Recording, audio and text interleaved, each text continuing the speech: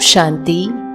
आज हम आपको सुनाने जा रहे हैं पूर्व जन्म की 2 सत्य घटनाएं, जिन्हें सुनकर हम यह समझ सकते हैं कि मनुष्य आत्मा मनुष्य योनि ही धारण करती है और वे लोग जो अपने जीवन में मिलने वाले दुखों से परेशान रहते हैं, वे भी समझ सकेंगे कि हमारे जीवन में घटने वाली हर घटना हमारे द्वारा किए गए कर्मों का ही फल है। तो चलिए आपको बताते हैं क्या है वह सत्य घटना। एक महिला जिनकी शादी को अभी कुछ ही वर्ष हुए थे, वे अपने गृहस्थ जीवन से बेहद परेशान थीं। उनका कहना था कि जब से शादी हुई है, दुखों ने उन्हें घेर लिया है। उन्होंने बताया कि ससुराल का प्रत्येक व्यक्ति उन्हें प्रताड़ित करता है। उनके पति, उनके सास ससुर, उनका देवर, जेठ जेठानियां सभी बहुत तंग करते हैं। कभी दहेज को लेकर या फिर कभी किसी अन्य कारण से उन्हें बहुत परेशान किया जाता है। वे इस सब से इतना ज्यादा तंग थीं कि उन्होंने पास्ट लाइफ रिग्रेशन करवाने का तय किया। वे जानना चाहती थीं कि ये सब मेरे साथ क्यों हो रहा है। वे एक हिप्नोथेरेपिस्ट के पास पहुंची, जहां उन्होंने अपने जीवन की सारी परेशानियां हिप्नोथेरेपिस्ट को बताईं।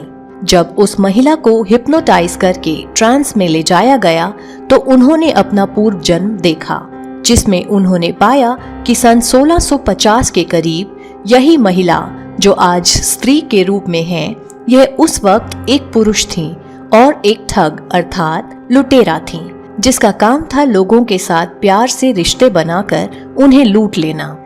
पहले तो वो उनके साथ कोई ना कोई रिश्ता कायम करता, फिर जैसे ही लोग उस पर विश्वास करने लगते, वह मौका देखते ही उन्हें बर्बाद करके वहां से रफू चक्कर हो जाता था।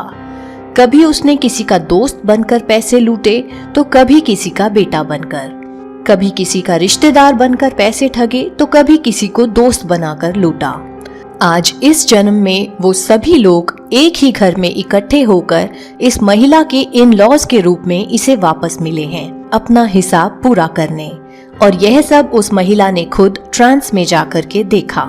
जिसके साथ प्यार का नाटक रचाकर लूटा था, वही आज इसका हस्बैंड है। जिनको माँ बाप बनाकर लूटा था, वही आज सास और ससुर के रूप में मिले हैं। जिसको भाई या बहन बनाकर लूटा था, वो आज देवर और ननद के रूप में है।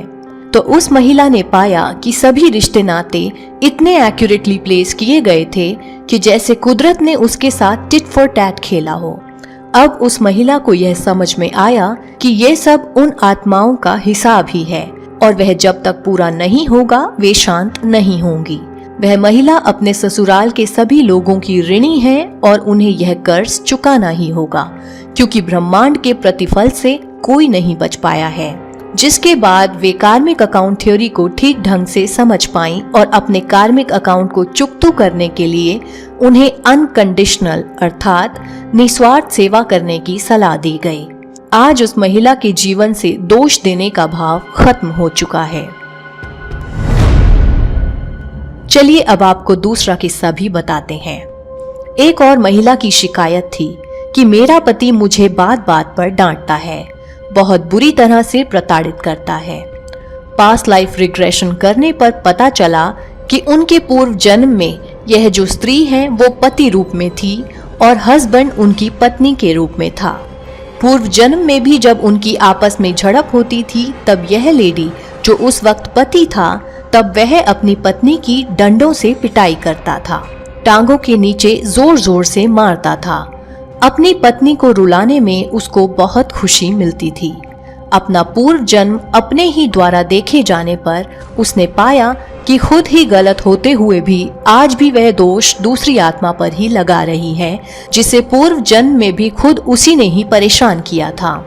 इसके बाद इस महिला को समझ में आया कि अब उसके साथ जो कुछ भी हो रहा है, यह उसी के ही कर्मों का फल है। साथ ही इस सभी को सहन करने की उसकी हिम्मत भी बढ़ गई, क्योंकि उसने अपनी गलती को दिल से स्वीकार किया। तभी तो बाबा ने पहले से ही क्लियर कर दिया है कि यह ड्रामा अर्थात सृष्टि रूपी नाटक बहुत कल्याणकारी है। ड्रामा में घटने वाला हर सीन बिल्कुल एक्यूरेट है। इसमें कभी किसी के साथ अन्याय नहीं हुआ।